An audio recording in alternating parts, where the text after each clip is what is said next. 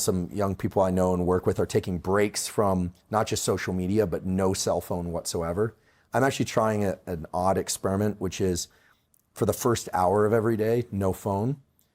Mostly because I think— part of your 25 no-goes? Yes, I have a bunch of no-goes. Really interesting. Right, so we have circuitry in the brain related to the so-called basal ganglia, and we have goes, sort of activating, think gas pedal, and then there's a lot of no-go circuitry.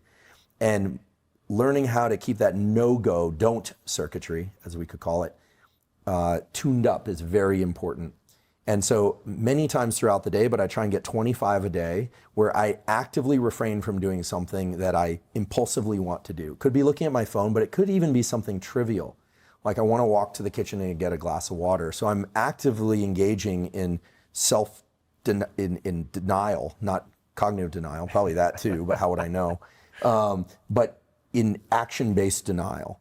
So restricting my behavior in some way as a way of keeping these dopamine circuits tuned up. Also not looking at my phone first thing in the morning for an hour, because knowing what we now know about the second phase of sleep and REM sleep being more predominant, the second wave of sleep, and the fact that you're working through a lot of emotional and logistical contingencies, you're reshaping your brain in sleep. That's when neuroplasticity occurs, during sleep. It's triggered in wakefulness, but it actually takes place in sleep, especially that second half of sleep.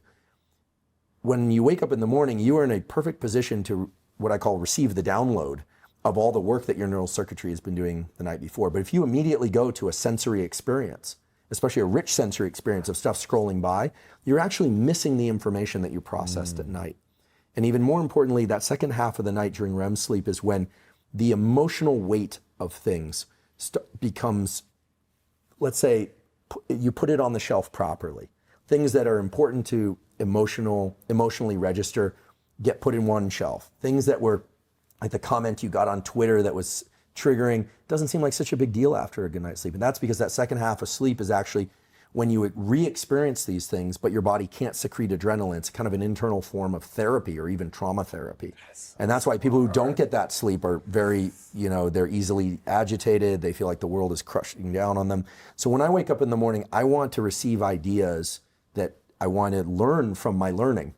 And if you take in new information, you are not in a position to do that.